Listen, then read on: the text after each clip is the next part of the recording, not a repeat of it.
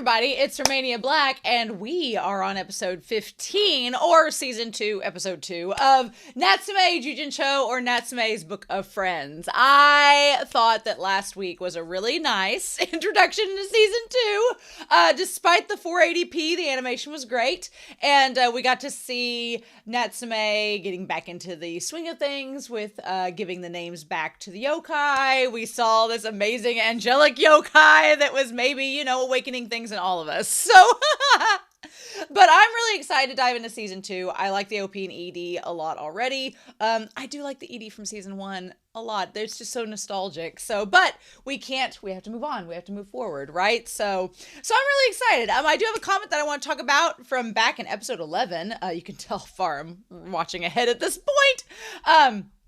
From episode 11, talking about, in the episode where Nyanko-sensei, Madara, goes on his little trip and there was all the trash piled outside. I was like, why is that? Because I've been to New York before, in New York City in the US. They just pile the trash out in the streets at night. It's kind of gross, and I'm like, ugh. But it's, a city that big. It's a way for them to get it and pick it up during the night, and they power wash the streets down and get it clean. New York is a huge city. There's millions and millions of people there, and so I'm used to a very rural area where we have like our own trash disposal service, but it's not anything crazy. But I was really happy to know Busha69 talks about in Japan, where they live, that they take recycling very seriously, which I think is so conscious. I wish we did that in the US, honestly. But they take recycling very seriously, and they give you, when you live there, different colored trash bags. And some trash bags are for trash, some are for recycling, etc., etc. But you basically take it out at a certain time. Like they said that the trash comes and picks up from their apartment after 9 p.m.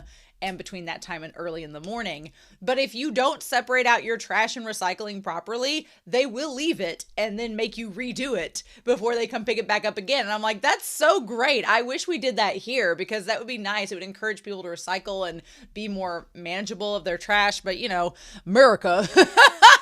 I could see a bunch of Americans, unfortunately, being like, they're trying to tell us what to do. And I'd be like, oh my God, be more conscious of your environment. But yeah, so I thought that was really, really interesting. I love learning about other cultures and how they do just random things. So I thought that was really a lot of fun to learn. So thank you for that comment and information. But yeah. So, starting season 2, it is now transitioned from autumn and slowly transitioning into winter, which is cool to see the season slowly go through. I'm excited to see what we get from this season and what the developments can be from last season into this one, because this is a very ongoing, long series. So there's probably going to be a lot of continuation and a lot of different things come up. So that's really exciting. Yay. But in any case, I'm super excited to see what we get, and I hope you all are as well. So with that being said, we're not going to waste any more time. We are going to dive right into Natsume Yujin-cho episode 15, and we're going to do that here in 3, 2, 1, and let's go.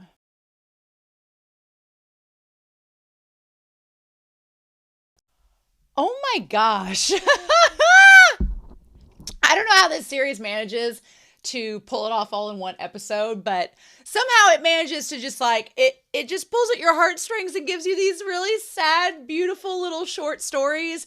But knowing that this series in the manga is meant to be like one-off episodes, I know in this season there's going to be 2 different moments where they're going to be back-to-back 2-parters, but I know this was not one of them. So I was like, are they going to wrap this all up in one episode? Because to be honest, I'm like, I feel like they could have made it a 2-parter, but one thing I do like about this series is that it does not do filler with the drama, and it does not overextend or stretch it out when it doesn't need to be. Like, they were able to wrap it all up and be like, it pretty much would have ended the exact same way it probably would have ended if you did stretch it out and be more. But that's just the one thing about this series that's so great, is that you literally could see them making multiple episodes with these characters, out of these scenarios, and you wouldn't mind it. You'd be like, yeah, sure. Like, the sad thing is I don't think Gin and Sui we're going to see again.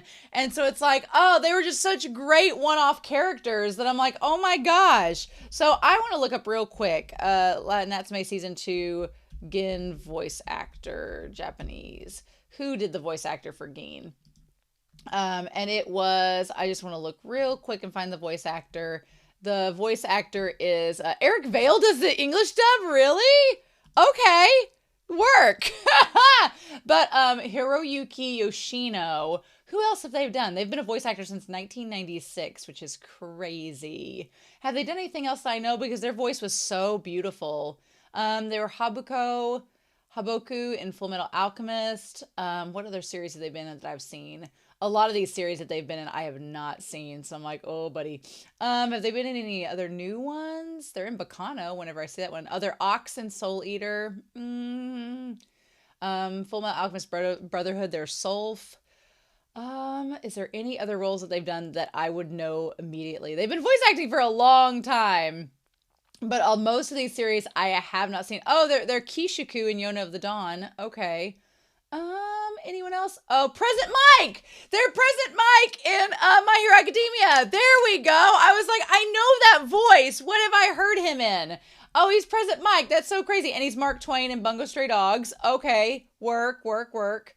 Anything else? Present Mike. That's amazing. Okay, he's Franklin in Spy Family. All right. And that's the only one that I know him from. Dang, okay. All right, well, Present Mike, we'll take it. He's been in a ton of things. That's just the only one that I knew him from. Yeah, his voice was so good, and it was so, like, to see him, like, be in the little tiny... I'm sorry. I need a plushie or something, a figurine, a plushie of that little snow bunny, because that is, no joke, the cutest thing I may have ever seen in anime. It is the most precious thing I've ever seen in anime, and I cannot express that in words to the extent that I can. It was so adorable. I would have watched a whole series. I'd be like, Madara, look, Nyanko Sensei, you're great, you're hilarious, but if you want to take a season off and let Geen replace you as this adorable snow bunny, I will be all for it. I would support it nonstop. That was just how cute he was. So cute. But yeah, so I do like the fact that we start out this episode with a little bit more into Natsume's childhood and seeing the creepy, like the creepy spirit with its head stuck in the side looking at him. And the thing is, the contrast, like if you look in this scene, the kids all are teasing and look kind of antagonistic towards Natsume, but then the spirit, the yokai looking at him seems like concerned, like, hey, are you all right? Like, so that contrast and the fact that Natsume didn't understand that contrast as a kid is pretty telling. But also it's getting a little bit more like into the manga, where the manga was talking about Natsume's childhood and seeing all of these yokai and no one understanding and either thinking he's a liar or thinking that he's crazy or thinking that he's just weird. It's like, it makes more sense now, and we're starting to see that come out more in this second season. Man, him waking up, obviously he's tired because he's been helping yokai get their names back, I'm assuming, and because of these dreams that he's been having. But I was always a teacher's pet in school. You probably could tell that. I was not the one to fall asleep in class. I was like the one in the first row taking furious notes. I would basically be Sasada on student council. I think if I was in that show, I'd be Sasada probably. But I cannot imagine falling asleep in class. I would be mortified. That was always one of my biggest fears, is that I would be called upon in class and not know what to say. That was that's why I was in the front row taking notes, because usually the teacher doesn't call on the person that's paying attention taking notes. They're trying to either wake up the person in the back that's asleep, call on somebody that they think needs help, or they're just calling on someone random. But usually the person in the front that has it all together, they're like, nah, I don't want to call on you. You got this. Unless nobody else in the room speaks up, and then you're like, hey, you want to take this? But normally they're not going to bother them. But oh, poor Natsume. So yeah, one thing I do appreciate a lot is that his two bro friends, who are, totally platonic, not making out with each other at any other chance they're given, they're totally fine with Natsume. And I think that they've accepted his quirkiness and they appreciate it. And I'm like, I'm glad Natsume has human friends like them. So they talk about them not getting that much snow usually. I think it's interesting because I don't know how the weather in Japan is like. Obviously, I'm from the US, but the fact that in the course of this one time frame within this episode, which I'm assuming is just a couple days, they had rain, they had snow, they had flowers blooming. Like, they went through a whole gambit of seasonal shifts in this one episode. And usually in the US where I'm at, I'm in the Midwest, so I'm like in the central part of the country. And usually once it's like winter, it's winter for a while. Now, this last year we had a really weird time where like for like 5 days it was like in the 70s in February, and I was like, this is global warming. It's weird. But for the most part, usually it's winter. It's winter. But I like that they're like, I like the one roommate, the one that, again, the one roommate in the red coat, he's the one that suggested when they went on their trip that he like bring dirty magazines. This guy's got a dirty mind because he's like, oh, you tired? You doing some late stuff late at night? Where you got something going on at night? And the other friend's like, you big perv. Well, no, he says you big perv. And the other guy's like, is something actually bothering you? Like, they're just such bros. I'm like, this one guy, he is a teenage hormonal man to be sure. But yes, Natsume is like, no, I just, doing whatnot. I love Nyanko Sensei has adjusted into his role as a cat that doesn't want to admit that he's a cat. I like the little animation detail that he's up on the roof jumping around teasing the dog, and you can see there's a little patch of the roof that no longer has snow on it because he's been jumping back and forth from it so long before he slips. I thought that was a really cute little touch. But yeah, him throwing his hip out, I'm like, come on, I'm like, come on, Nyanko, sure. So melting into spring. So they go to look for these herbs to help his hips. I like Madara's like, it's all your fault. And Natsume's like, how? How is it my fault? And they go to this spot they've never been before. And then there's the 2 guardian deities that used to watch over the forest. And now there's only one.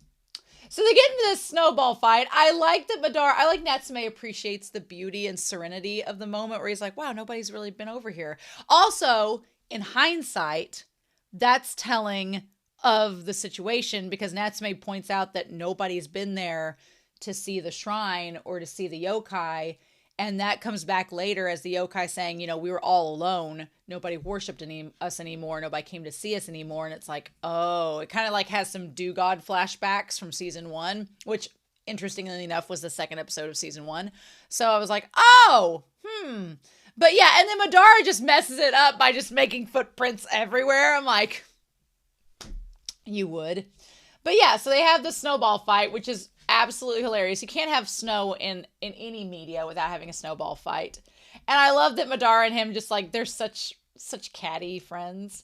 And then he goes off to find the herbs and Natsume slumps up against the statue now. And then he makes the little snow bunny. Now, I think it also is interesting that you can kind of see Gin come out of the statue and his hair is black and his robes have like fallen off of his body, which kind of indicates he was close to becoming an evil spirit because he didn't have Sui with him anymore.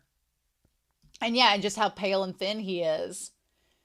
And then he's like, oh, you can see me. And he's like, fine, I need a vessel to contain me so that I can go and take care of Sui. But he was going to become an evil spirit too. And then he gets stuck in the little snow bunny instead, which so adorable. I cannot. Every frame. It's just the little X face the snow bunny makes. I think of Blue Lock that I was watching and Nagi's little X face. The X face that the snow bunny makes. The tiny little eyes. The way its little shape is like a little blob. Its little leaf bunny ears. I can't emphasize to you all how adorable this is and how much it melts my heart. I can't use words to describe it. You just have to it's just the cutest damn thing I've ever seen in my life. And will never be over it. I will never be over it. It's the cutest thing. I don't think they can out-cute this. I don't think it's possible. And then he's like, my curse will be upon your family for 3 generations if you don't take me with you. And Madara's like, yeah. Can I eat the snow cone? So the story between, like, we'll talk about the story in a second. I do love that over the course of the little bunny spirit of Gin's time in there with Natsume, you see him have the towel on the desk, and then you see him with the little, like, freeze packs to keep him frozen. And then when he was crying and shedding the tears, the moment he was just sitting there silently crying, it's so damn cute. And his little spirit, his aura, I like that Madara probably knew that Gin was going to become an evil spirit because of being away from Sui, but he doesn't say a damn thing because he wants Natsume to figure it out. He wants Natsume to figure it out on his own, right?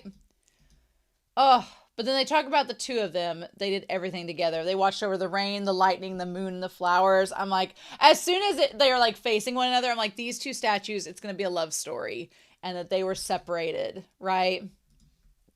And then the idea, and then him shedding a tear. And then him seeing her, and she's like, have you lost interest in this place? She's like, I never will. We'll always be together. And then showing her like breaking apart. Oh my God. And then, yeah, so Natsume saw his dreams and he looks over and Gin's just sitting there crying. Oh my God. It's just his little eyes being a slit with little tears coming down. Can't, y'all. Can't. It's too cute. It's too damn cute. I was worried at the very beginning of this episode because when they were having the snowball fight, the pacing was a little slow. And I was like, oh, there's not going to be much to talk about this episode. And then all this stuff with Gin started happening, and I was like, oh, never mind. We do actually have things to talk about. So I found it interesting, too, that we talked a little bit about exercising spirits in this episode because, Notori's out there doing who knows what. And I thought it was interesting because Natsume, who is normally like, oh, well, we're not going to exercise spirits. Why would we exercise spirits? That seems a little bit rash.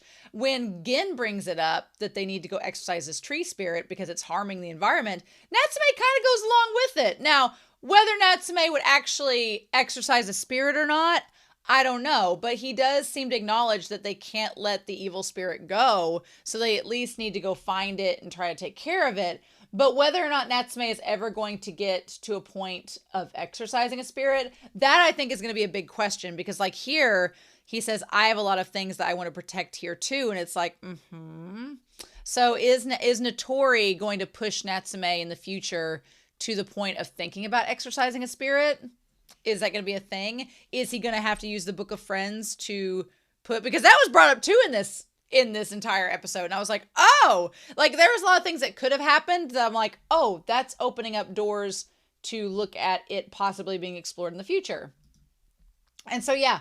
So then they talk about the demon ceiling tree and how it's been cut down to make the road widened. Of course, that was the spirit where she had inhabited and now it was cut down too. So it just furthered her anger at the humans because all of her homes kept getting destroyed. And so she made, a place in that abandoned house. Interesting. So yeah, and then he comes back. I love that Gin, has the little rabbit ears. He basically looks like himself, but with bunny ears because he was in the vessel. It's kind of adorable. And him cleaning up the garden and cleaning up the house. I also love that Madara's like, let him melt. We need to be rid of him. As he's like walking around with the orange on his head and he's like, feed me, human. Madara is just such a ham. I love him though. He's just so ridiculous. And I think my favorite part is when Gin is like, oh, well, you guys were just having fun being friends and throwing the snowballs. And Natsume and Madara are like, friends? Us? Oh.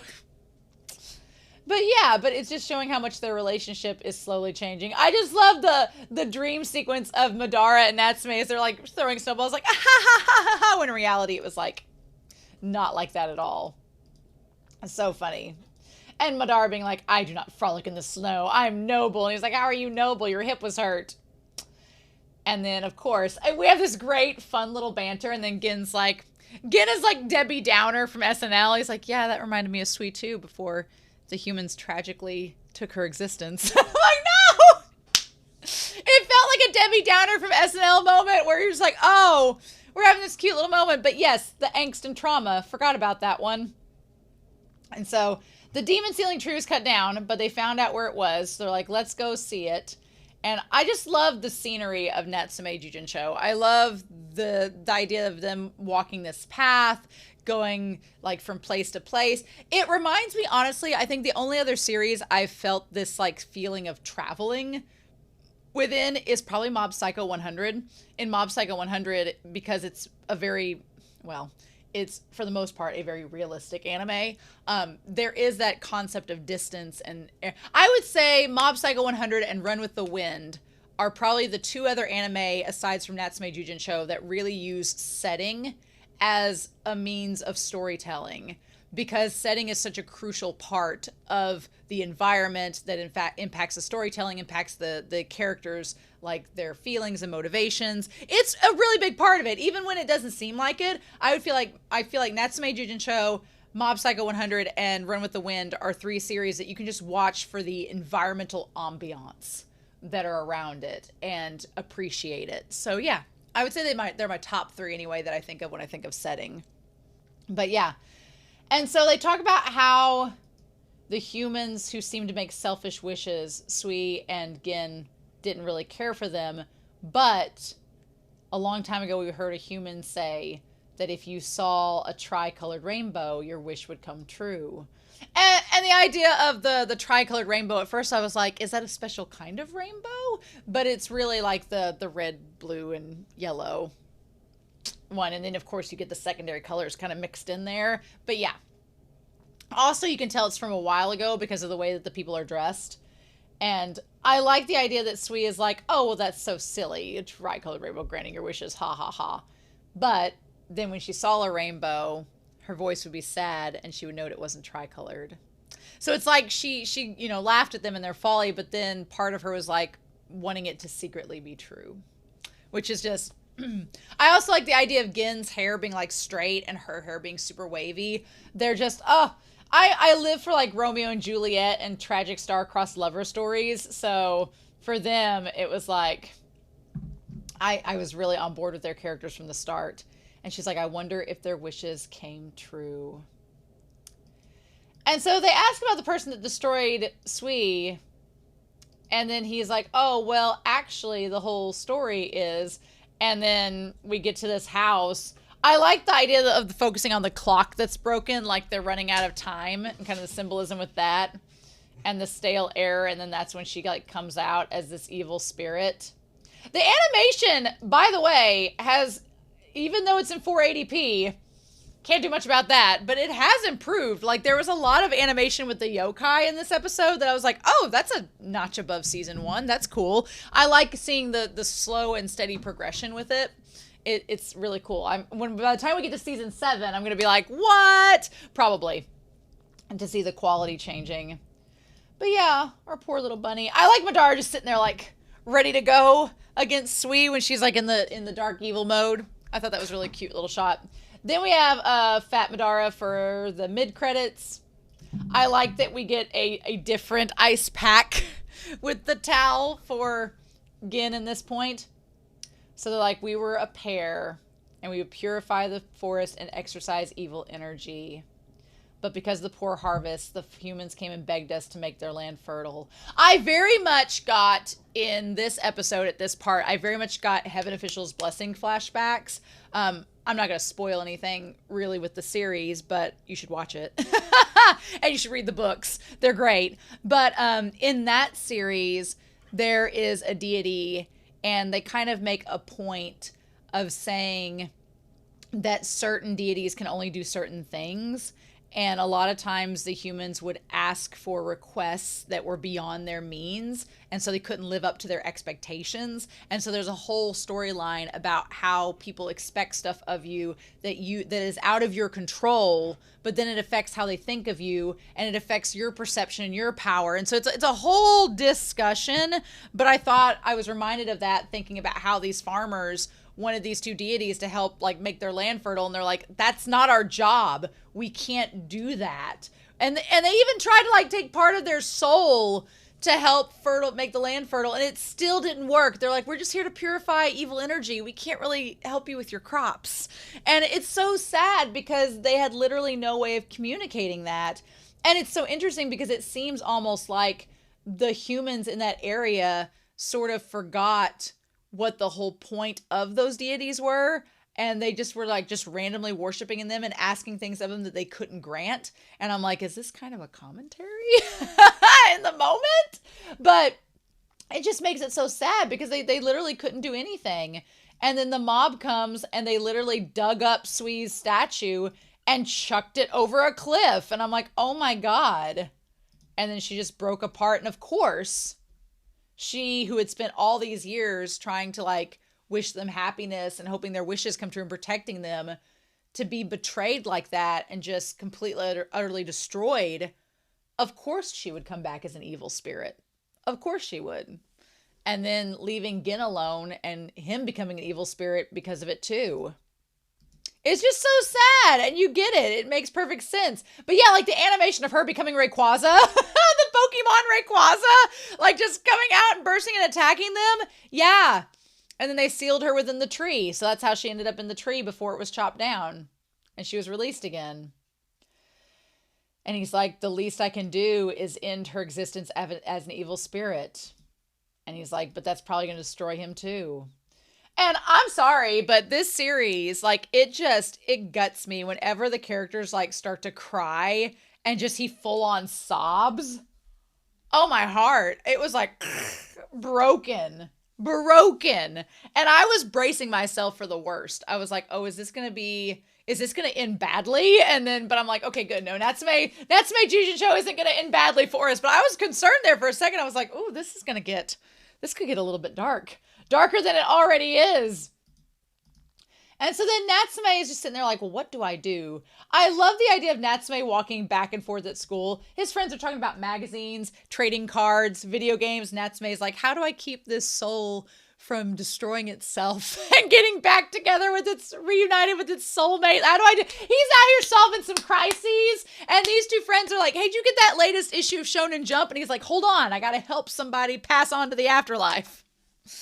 Oh, I'm glad that our dear sweet Togo like put the snow rabbit spirit vessel into the freezer.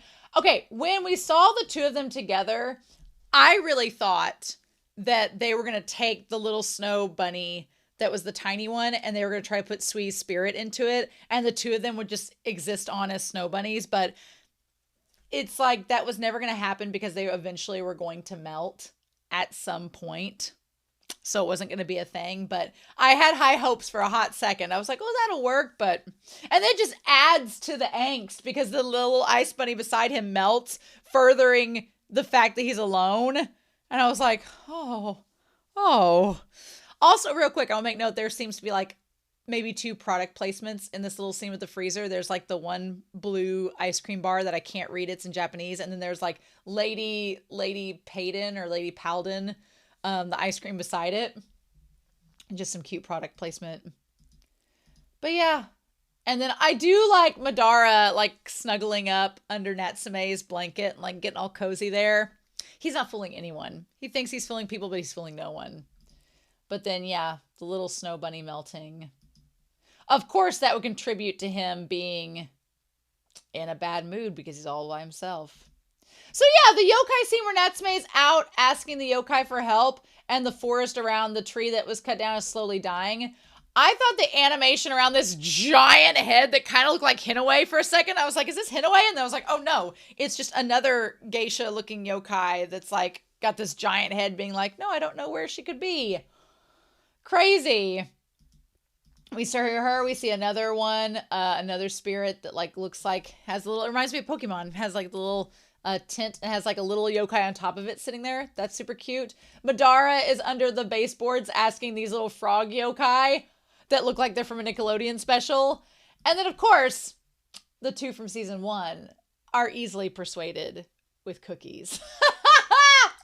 Give these fools some cookies and they will help out. Give them some, although I do love those cookies with little raspberry centers. Those are treats. So fair enough.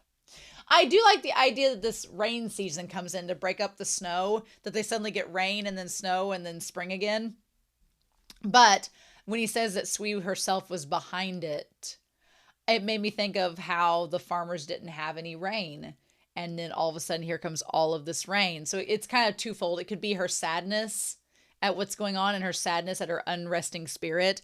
But it also could be that even though she's an evil spirit, even though she's at unrest, there is still a part of her trying to help humans by giving them this rain. And it's like, oh, it's just like, break my heart even more, please. But yeah, so poor Gin, his like, we find out the aura coming across him is like him slowly turning into an evil spirit because he's alone without Sui, and him being the statue was just kind of like him holding up and trying his best to not succumb to that. Madara is eating a mouse. Madara's becoming more of a cat, eating a damn mouse. Like, you see him slurping up the tail. And then, yeah, he's been alone for too long. His hatred and sadness have grown. And he's been trying to contain it. And so then we bring up the Book of Friends. And Gin says, let me write my name in the book.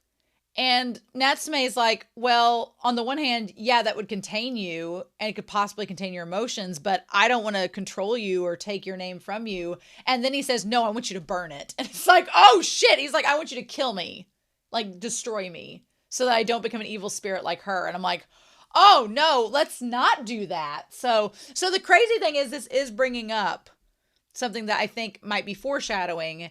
Not only the idea that Natsume may have to write one of their names in the Book of Friends to save himself in the future, could happen, but also the idea that if the name gets torn out and burned, the spirit will be exorcised. So I'm a little concerned because if Notori's around and he's an exorcist, he seems to be kind of a morally gray character. There may come a point in time where Notori maybe snatches the Book of Friends from Natsume and tries to burn a page, but I don't know if he can. I feel like Natsume is the only one that can do it.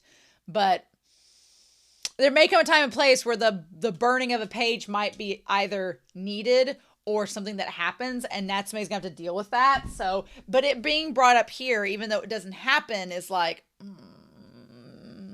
you're setting some foundation up here, I feel, and I'm like, ooh. But I feel so sad. He's like, do you know what you'd be doing? If your name's written inside, it becomes your life itself. Like, it'll imprison you. And he's like, so burn it. If I turn into something evil, then what good am I to Sui, you know? And then the idea of Natsume, just like, he's like, I just don't want to be alone. And I love that Natsume, who understands exactly how Gin is feeling, he's like, well, you're not alone. And Natsume has definitely felt like that from season 1, as he's told us. He's like, growing up, he felt alone. Like, there was no one that could relate to him being able to see yokai. There was no one that could relate to him feeling lonely and isolated. And over the last season, he not only has met other people like Notori who can see yokai like him, but he also has come to the conclusion that he's not the only one in this world that feels loneliness and that feels isolated. But because he's not the only one, he knows that he's not alone in those feelings. And I love this scene of him telling him about Sui. He's like, you have Sui, you have us. He's like, I told you I'd help. Like, he's like, I told you I would do something. But he's like, but I can't do anything. All I could do is protect the forest. And I couldn't even do that. I'm useless and I can't protect anybody. He's like, you're not useless. And he starts to name off things he did. He's like, you cleaned my garden. You protected me from Sui. He's like, you might not like people, but I like you. And I'm like, oh, like that's such a huge set of not only growth for Natsume, but that's such a huge theme, being like, you may not like the people around you, but there is someone that likes you. And I'm like, oh. And I feel like that's such an important thing because some people, they do feel like they're isolated and alone and that there's nobody that can relate to them. And the important thing is, no, I love that Natsume gives this message. Like, it makes me want to cry. But I'm like, no, the point is there is someone there that does care for you, whether you believe it or not. There is someone that cares for you. You are not alone. And you just have to believe that and know that there is someone that cares about you and your well-being. And it's just such an important message. It's so important.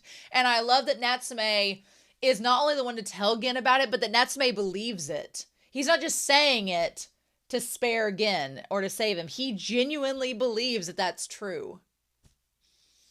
And that's so beautiful. I'm like, oh, it's just such a good scene. I love it. He's like, I'm sure Sui, who tried to wish upon that rainbow, believes it too.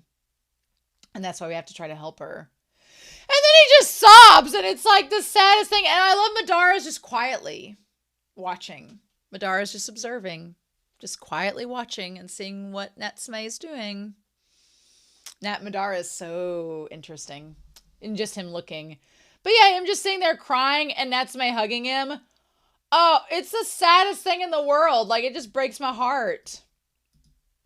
And so then the two guys, they're like, we found her. Give us cookies.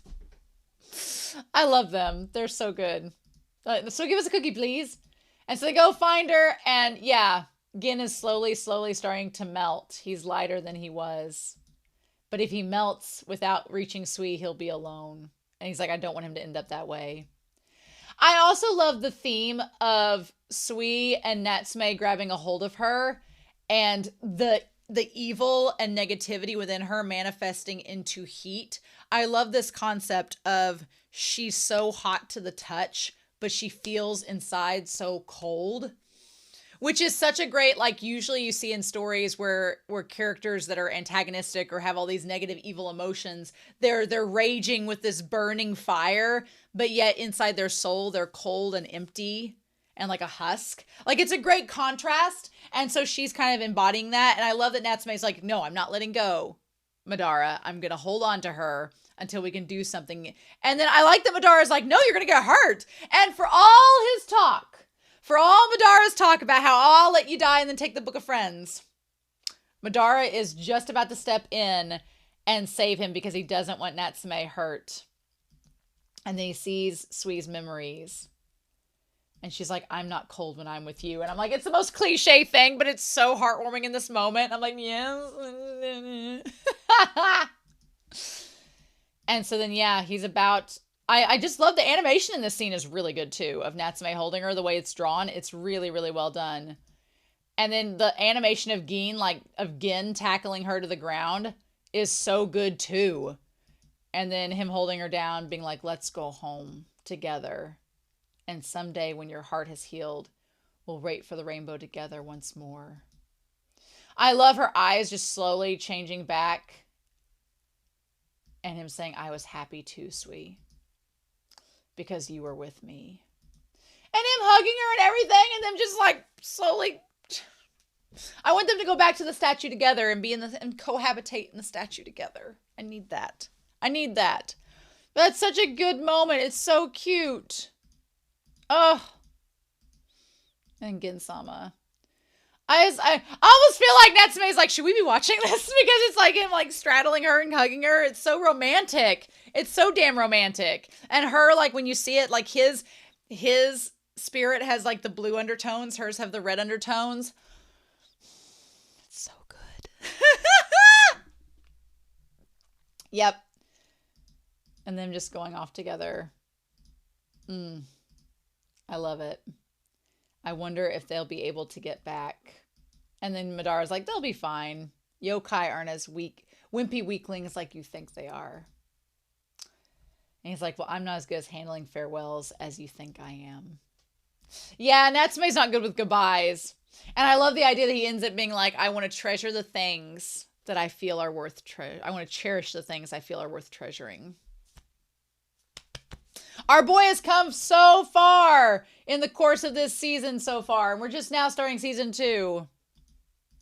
And then he's like, I want to plant. I got very Frieren vibes, just saying, from the planting of the flowers by the statue. You should watch Frieren Beyond Journey's End. It's great too.